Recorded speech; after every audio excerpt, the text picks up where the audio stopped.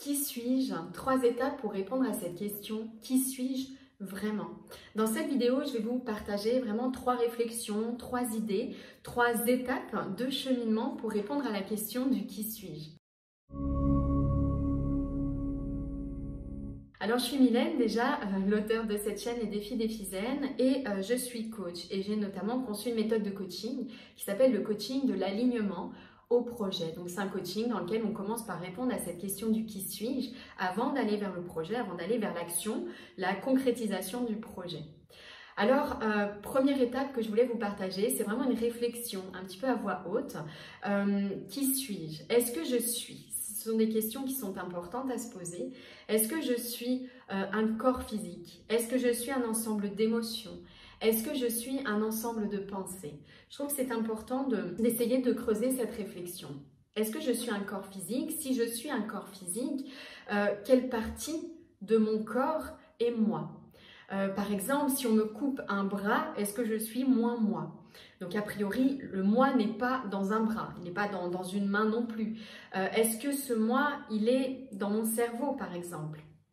Il y a beaucoup de personnes qui pensent que moi, je suis dans mon cerveau, que le cerveau est l'organe du moi, on pourrait dire. Et en réalité, le cerveau, c'est un ensemble de petites parties extrêmement compliquées, dont pas une seule ne peut être considérée comme le moi, comme le chef d'orchestre. Vous voyez, ce serait comme un orchestre qui fonctionnerait, mais finalement, le chef d'orchestre, on ne sait pas vraiment qui c'est. Donc, est-ce que moi, je suis mon corps physique? Bon, déjà, on voit bien que c'est compliqué de dire oui à cette question, ni de répondre en disant que le moi se situe à tel endroit du corps. Il y a également cette notion de renouvellement des cellules. Si je suis moi, mon corps physique, sachant que toutes nos cellules se renouvellent en 3 mois, c'est très difficile de considérer que je suis moi, alors que tous les 3 mois, finalement, je change totalement physiquement. Est-ce que je suis mes émotions? Dans la mesure où on peut contrôler ses émotions, en tout cas les observer, être observateur de ses émotions, ça c'est un exercice qu'on peut pratiquer de plus en plus avec la méditation par exemple, la pleine conscience. Si je peux observer mes émotions, bien c'est bien la preuve que je ne suis pas mes émotions. Donc si je ne suis pas mes émotions et que je ne suis pas mon corps physique, qu'est-ce que je peux être? Alors est-ce que je peux être mes pensées? Est-ce que je suis mes pensées? En réalité, on dit qu'on a 85 000 pensées par jour. Si on a 85 000 pensées par jour, si on peut penser tout et son contraire, eh bien, c'est que nous ne sommes pas nos pensées. Okay? On peut penser beaucoup de choses, on peut changer d'avis également très rapidement, parfois. Donc, vous voyez qu'il n'y a pas de moi, on pourrait dire immuable, permanent, extrêmement stable finalement dans cette affaire, on pourrait dire, hein, que ce soit le corps physique, les émotions, les pensées. J'aborde pas les autres parties de l'être, mais finalement les raisonnements sont les mêmes. C'est très difficile de dire qui est moi dans cette affaire. Donc partant de cette idée, vous savez, on dit aussi beaucoup, parce que je laisse de côté les autres parties de l'être, mais il y a cette réflexion, je trouve, qui est très belle, qui dit, est-ce que nous sommes des êtres humains qui vivons des expériences spirituelles, ou est-ce que nous sommes des êtres spirituels qui vivons une expérience humaine, voire des expériences humaines, si on croit en d'autres vies humaines après la mort? Donc voilà, est-ce que je suis ce corps physique, ces émotions, ces pensées? Est-ce que je suis spirituelle avant d'être humain plutôt que l'inverse? Donc qui suis-je? Vous voyez que c'est assez difficile d'y répondre à cette question parce qu'en réalité, il est très compliqué d'associer moi à un de ces éléments-là. La deuxième réflexion qui me vient et que je partage dans mon cheminement, dans le cheminement que je propose, c'est cette idée que s'il est aussi difficile de répondre à la question « qui suis-je ?», c'est peut-être parce que, j'ai envie de dire, la question clé dans notre vie, c'est autre chose. C'est-à-dire que si on a tous les choix, je l'ai dit, donc notre corps physique se renouvelle tous les 100 jours, nos cellules se renouvellent tous les 100 jours et a priori nos cellules lors de ce renouvellement sont très impactées par nos pensées, très impactées par nos émotions.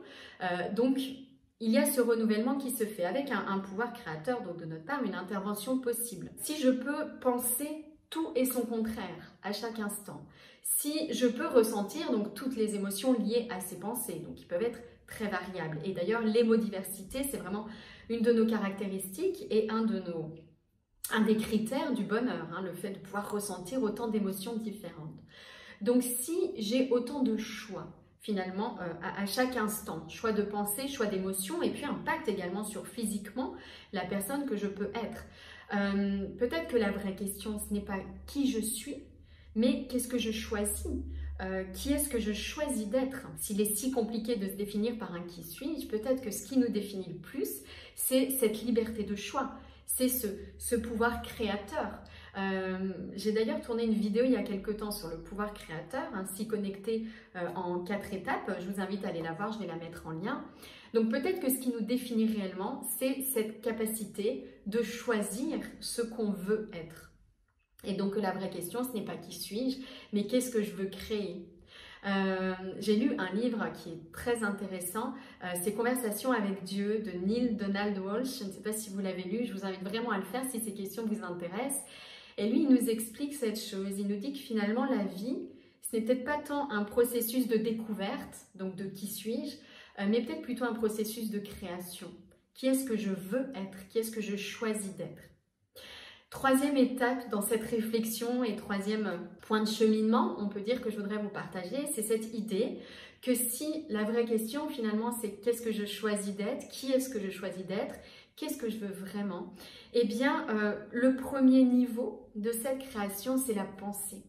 C'est qu'est-ce que je veux, qu'est-ce que je choisis de penser que je suis finalement. Et on dit souvent que ce qu'on pense, ça devient réalité, c'est-à-dire que ce que je pense, mais alors ce que je pense profondément, ce que je pense avec insistance, avec profondeur, et ce que je pense avec toutes les parties de mon être, on pourrait dire, avec de l'émotion, avec le corps qui vibre, hein. Donc vous voyez vraiment cette pensée très forte, une conviction, une intention très puissante, eh bien cela devient la réalité parce que c'est un impact très fort sur ce qu'on expérimente et qu'ensuite c'est une sorte de cercle vertueux pour le coup qui s'installe, hein, ce que j'expérimente, eh bien ça vient nourrir ce que je pense, ce que je ressens et ça vient nourrir ce que j'expérimente. Donc vous voyez ce cercle vertueux pour le coup qui se met en place. Donc cette troisième réflexion que je voulais vous partager, c'est cette idée que le premier niveau de création, eh bien c'est cette pensée. Donc si la vraie question c'est qu'est-ce que je choisis d'être, qu'est-ce que je veux vraiment être, eh bien la première étape du cheminement dans ce cas-là pour répondre au qui suis-je, c'est plutôt de penser ce que je veux être, de le penser très très fort, comme si je l'étais déjà, pour ne pas expérimenter l'idée de vouloir, qu'est-ce que je veux, mais vraiment expérimenter l'idée de qu'est-ce que je suis.